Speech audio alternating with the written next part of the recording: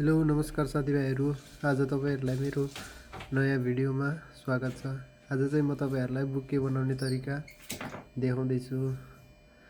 म आज चाहिँ बुके रातो रोज र यो ग्रीन अख्तर लगाउँदै छु। यसको लागि चाहिँ मैले सुरुमा अब फिलिन काटे, त्यही अनुसारको यो स्पन्ज काटेर टक्क त्यसलाई राखिवरी फुलहरु ल्याएर फुललाई काटेर टक्क यसरी राखे। मिलाउँदै फुलहरु राख्दै काट्दै मिलाउँदै गइसकेपछि फुलहरुलाई राखिसकेपछि त्यसपछि अब आफूले पेपर कुन खालको पेपरहरु हाल्ने हो त्यो पेपर रेडी गरेर राखेर टक्क अब यो फुलहरु मिलाएर टेप सेप यसरी टक्क टेप लाएर कुन कलरको पेपर हाल्नु मन छ आफूलाई त्यो पेपर ल्याएर चाहिँ टक्क त्यस पेपरलाई पनि कुन तरिकाले र्यापिङ गर्ने। अब मैले चाहिँ अलि सजिलै तरिका यो तरिकाले र्यापिङ गर्न देखाउँदै छु आज चाहिँ। त्यसपछि यो पेपरलाई चाहिँ अब मैले चाहिँ यो सजिलो डिजाइनमा हजुरहरुलाई देखाउँदै छु। त यो सुरुमा एकचोटी मात्र फोल्ड गर्ने, अर्को साइडपट्टि चाहिँ दुईचोटी एकचोटी फोल्ड गरेर त्यसलाई फेरि फर्काइदिने। यसरी फोल्ड गरेर टक्क टेप सेप लाएर आफुलाई कत्रो ठुलो बुके छ त्यही हिसाबले त्यस्तै अनुसारले सबै पेपरहरु फोल्ड गर्दै टेप लाउँदै एकतिर एकचोटी फोल्ड गर्ने, अर्कोतिर दुईचोटी फोल्ड गर्ने। टक्क यसरी टेप सेप लाएर आफुलाई कति चाहिन्छ त्यही अनुसारले रेडी भइसकेपछि त्यसको हाइट अनुसार टक्क काट्ने पेपर।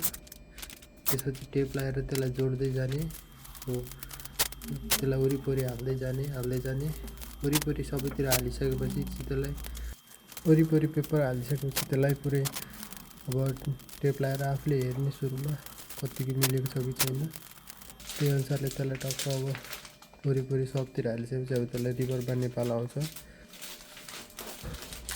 रिबन बान्दाखेरि चाहिँ अब त्यसलाई धेरै माथि पनि हैन पुरै तल पनि हैन, तल भन्दा बीच भन्दा अलिअलि तल ठिक्क अब बुके हेर्दाखेरि पनि अलिक राम्रो देखिने तरिकाले ठिक्क ठाउँमा धेरै माथि पनि हैन धेरै तल पनि हैन बीचमा पनि हैन त्यहाँभन्दा अलिकति तल सकभर त्यो स्पन्जलाई भेट्ने तरिकाले त्यसरी रिबन लाएर टक्क अब कुन कलरको रिबन लाउने हो त्यो कलरको रिबन आफूले काटेर चट्ट त्यसलाई काटिसकेपछि अब त्यो कहाँनिर हाल्नु पर्ने ठाउँमा टक्क हालेर त्यसलाई बो बनाउने भन्छ। त्यो सही फिलिनको बो बनाउने, त्यसलाई चट्ट काटेर बाँधिसकेपछि बो बनाएर राखिसकेपछि तल बडी भएको पेपरहरु काटिदिने।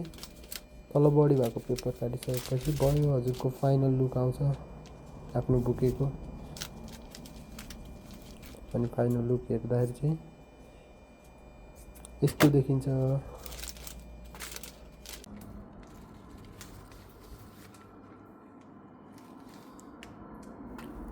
भिडियो अन्तिमसम्म हेर्दै भएकोमा सबैजनालाई धन्यवाद। अनि लाइक कमेन्ट गरिदिनु होला।